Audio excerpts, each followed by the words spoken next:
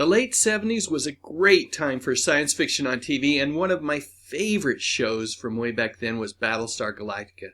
In this video, we are going to take a look at two of the actors from that show, Maren Jensen and Laurette Spang. And along the way, I'll share some really memorable commercials and network promos from 1978, which was the same year that Battlestar Galactica debuted on the ABC television network. So with all that said, let's get rolling.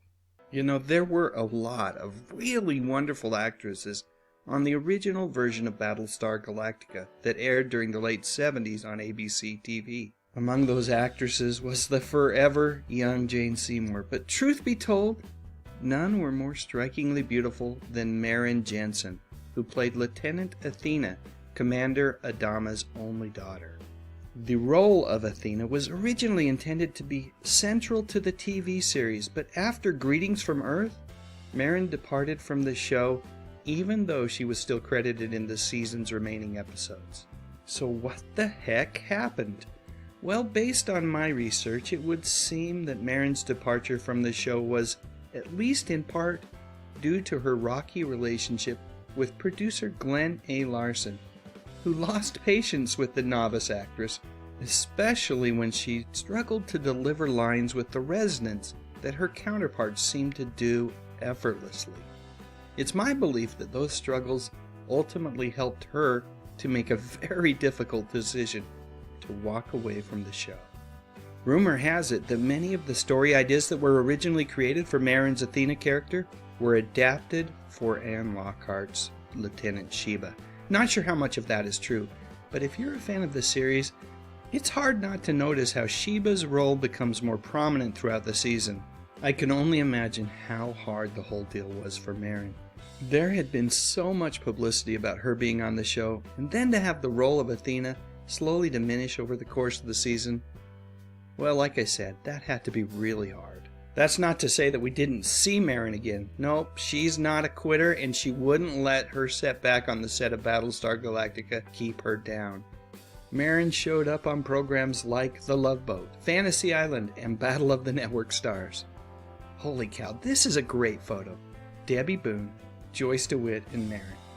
I loved Battle of the Network Stars so much. Pretty girl. She's not going to need a lot of luck in her career. She's been a model in the past, but right now, one of the stars of Battlestar Galactica, playing the role of Athena.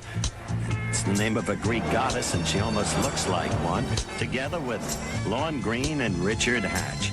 And she likes to tell about how the whole thing feels when she's on the set.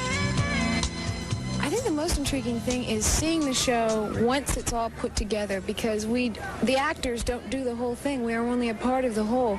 And seeing the effects, and I get real excited when I'm out there flying a plane and I see it jetting through space, and yet when I'm doing it, you know, it's just right there on the old stage. So that's exciting. It is. I mentioned that she plays the role of Athena, and it's a perfectly appropriate name for the young woman who looks like a Greek goddess. In 1981, Maren was in the Wes Craven film Deadly Blessing with Sharon Stone. Personally, I think that Maren was truly beginning to hold her own as an actress. Jensen's work in this film really showed promise. Unfortunately, after Deadly Blessing, Maren contracted Epstein-Barr syndrome, which is a virus that even today is not fully understood. As an adult, its symptoms can include such things as fatigue, fever, inflamed throat, swollen lymph nodes, an enlarged spleen, swollen liver, or rash. Bottom line, it's not a good thing. Around the same time, Maren began a relationship with singer Don Henley of the Eagles. It was a bond that would last for years. In 1985, Maren made a cameo for the video Not Enough Love in the World. Although they broke up shortly afterwards, Jensen and Henley remain friends and have worked together for causes that they believe in. Case in point, Jensen helped Henley establish the Walden Woods Project in the early 90s, an organization dedicated to protecting the Walden Woods area in Concord, Massachusetts from development. I wish there was more to share about Maren, but she's been very purposeful in stepping away from the limelight, and in order to respect that privacy, I've made the decision not to share any more about her personal life here. So there you go.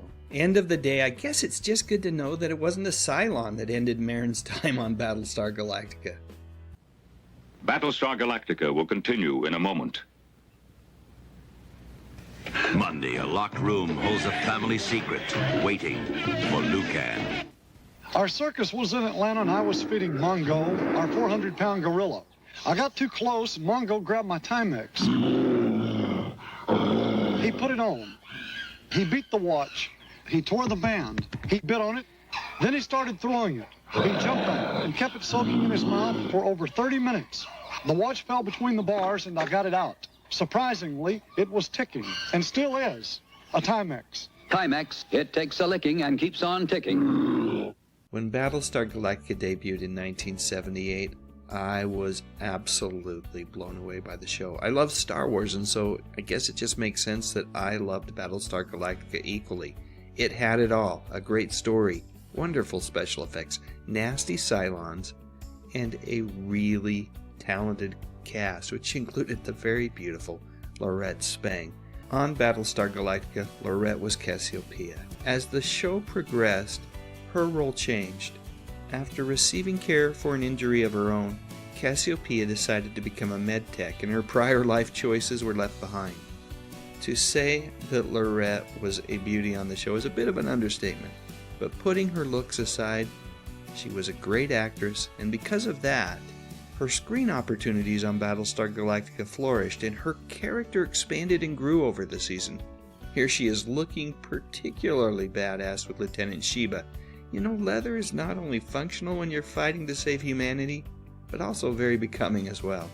It's sad that Battlestar Galactica only had one season. And I'm sorry, I'm not counting Galactica 1980 as season 2, because I would have liked to have seen where Glenn A. Larson and team would have taken all of the characters, not just a couple of them. I have gone on record as saying that canceling Battlestar Galactica was an incredibly poor decision by the ABC television network. In fact, I've done an entire video on it. Getting back to Laurette, this was not the first time that I had seen her on the small screen. By the time Battlestar Galactica rolled around, she'd already built a pretty decent resume. For me, her most memorable role before Battlestar Galactica was on Happy Days, where Laurette made 2 appearances, first as Richie Cunningham's girlfriend Arlene Holden, and then perhaps even more infamously, Laurette was in the 3-parter where Fonzie jumped the shark, as did the show. You know, we owe Happy Days a debt of gratitude for creating the episodes that gave birth to the phrase that we now use to describe when a TV show has ran out of ideas and probably should call it a day. Anyway, Laurette was a different character in those episodes. She was now Fonzie's girlfriend, Wendy. Of course, back in the late 70s, early 80s, who didn't make an appearance on The Love Boat? In this scene, Laurette is acting alongside the late, great Deborah Lee Scott. But she was also on shows like Three's Company and BJ and the Bear, both pictured above. But then in the mid-80s, Laurette just stopped working. She didn't disappear or go away. She did what lots of people do. She chose to raise a family with actor John McCook.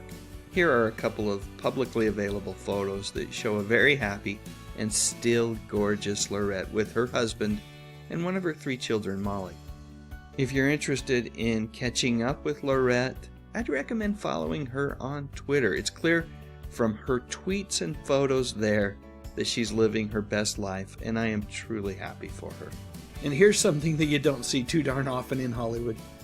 Laurette has been married to her husband for over 40 years at this point. Congratulations to both of them.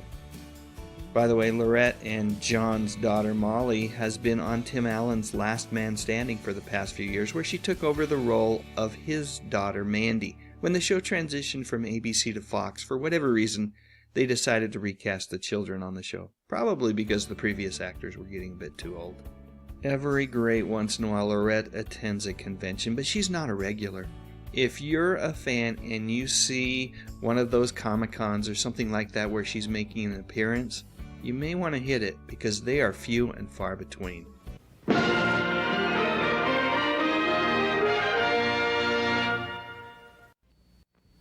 Uh-oh, that TV show we want to watch goes on in 5 minutes.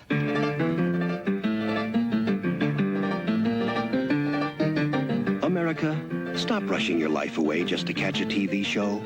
Get a Sony Betamax video recorder and automatically videotape that show while you're doing something else and watch it anytime you want. Sony Betamax. It could change your whole way of life. Wednesday, the birds and the bees are in big trouble at the Bradford house. Oh, what is it now? Is 8 enough to stop 9? And on Charlie's Angels, a gangland Casanova falls hard for Kelly, but it's a downhill affair for her. Then, Ronnie Blakely guest stars on Vegas as a troubled rock star marked for assassination. After 8 is enough and Charlie's Angels. Wednesday starting at 8, 7 Central and Mountain on ABC. You didn't have to do it, but you did.